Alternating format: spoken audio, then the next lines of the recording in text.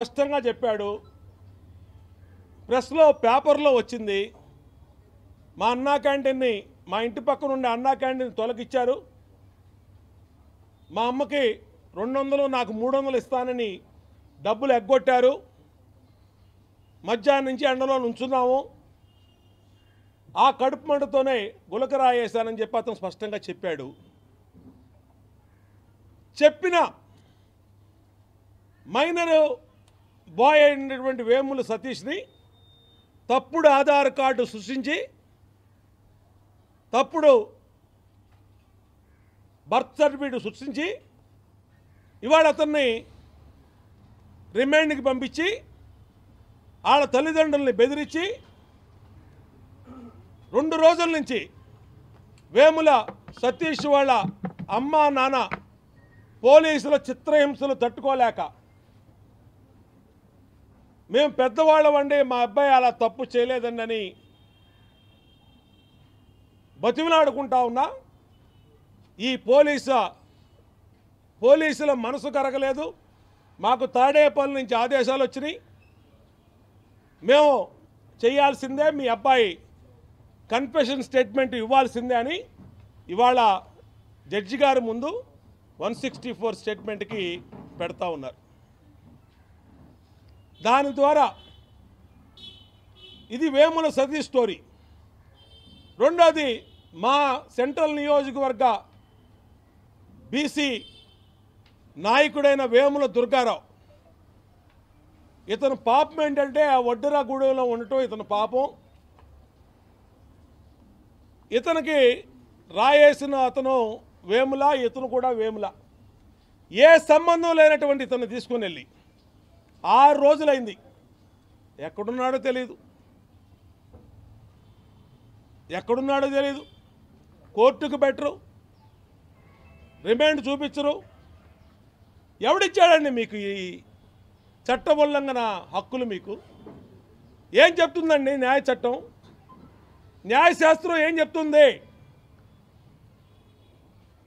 CP గారు మీకు తెలీదా? 24 అవర్స్ లోపు జడ్జి గారు ముందు పెట్టాలని తెలీదా మీకు? 6 రోజుల నుంచి ఎవరో కాకినాడ నుంచి ఏసీపీ హనుమంతరావుని పిలిపించారు. రమణమూర్తి అనే ఏసీపీని గుంటూరు నుంచి పిలిపించి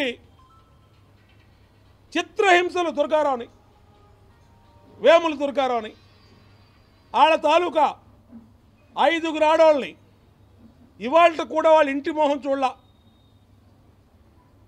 ఒప్పుకోమని, తప్పుడు కేసు ఒప్పుకోమని ఆడవాళ్లతో సహా పోలీస్ స్టేషన్లో పెట్టి చిత్రహింసలు పెడుతున్నారంటే అసలు ఈ రాష్ట్రంలో చట్టం అమలవుతుందా? చట్టం అనేది ఉందా? ఎన్నికల సంఘం పట్టించుకోదా? మేము మొదటి రోజే ఎన్నికల సంఘానికి కంప్లైంట్ చేశాం, సిబిఐ ఎంక్వైరీ ఇవ్వండి, సీఎం మీద గులకరాయి దాడిని గతంలో కూడా కోడికత్తి కేసు ఇట్లాగే చేసి సానుభూతి పొందడానికి అమాయకుడైన కోడికత్తి సీనుని ఇరికిచ్చి 5 సంవత్సరాలు జైల్లో పెట్టించిన ఘనత జగన్మోహన్ రెడ్డిది. కాబట్టి మీరు సిబిఐ ఎంక్వైరీ ఇవ్వండి అని చెప్పి మొదటి రోజే లెటర్ రాశాం. ఎవరు రాయాల్సిన లెటరు? జగన్మోహన్ రెడ్డి రాయాల. నా మీద దాడి జరిగింది, నా మీద దాడితో అన్నీ తేల్చండి అని చెప్పి అతను రాయాల్సినటువంటి లేఖని మేము ఒక ముఖ్యమంత్రి మీద దాడి జరగటం కరెక్ట్ కాదు, అది గులకరాయి అవనండి, కంకర్రాయి అవనండి, కరెక్ట్ కాదని చెప్పి మేము ఎన్నికల సంఘానికి సిబిఐ కుమ్మని లెటర్ ఇచ్చాం. గవర్నర్ గారిని కలిసాం. గవర్నర్ గారికి కూడా సిబిఐ ఎంక్వైరీ ఇవ్వండి అని జరిగిన విషయం మొత్తం చెప్పి ఆయనకి సిబిఐ ఎంక్వైరీ ఇవ్వండి, అమాయకులను ఇరికిస్తున్నారు, ఇలా వడ్డెరగూడెంలో వాళ్ళని ఆడవాళ్ళతో సహా తీసుకెళ్ళి పోలీసులు కొడుతున్నారు, దాదాపు 20-30 ఆ రోజుకి ఆడవాళ్ళు వడ్డెరగూడెంలో కనపడతలేదు, 10 మంది వడ్డెర కులంలో వడ్డెర కాలనీ పిల్లలు కనపడతలేదని చెప్పి గవర్నర్ గారు చెప్తే గవర్నర్ గారు ఆశ్చర్యపోయాడు. ఇదేంటి ఇలా కూడా చేస్తారా అన్నాడు ఆయన. సుప్రీంకోర్టు న్యాయమూర్తిగా పనిచేసినటువంటి గవర్నర్ గారికి కూడా వీళ్ళ క్రిమినల్ పాలిటిక్స్ అర్థం కానటువంటి పరిస్థితి వచ్చిందంటే ఏ విధంగా ఈ రాష్ట్రంలో జగన్మోహన్ రెడ్డి వ్యవస్థల్ని తన రాజకీయ కక్ష సాధింపుకు వాడుకుంటానో అన్నది అర్థమవుతోంది. నేను అడుగుతా ఉన్నా, ఎందుకు ఎవరు మీరు సిబిఐ ఎంక్వైరీకి? మీకు చిత్తశుద్ధి ఉంటే దాడి మీద వాస్తవాలు తెలియాలంటే సిబిఐ ఎంక్వైరీ రాయండి. ఎందుకు మీరు వేముల సతీష్ని 164 తప్పుడు కన్ఫెషన్ స్టేట్మెంట్ ఇప్పిస్తూ ఉన్నారు? ఎందుకు వాళ్ళ అమ్మా నాన్నని చిత్రహింసలు పెట్టారు?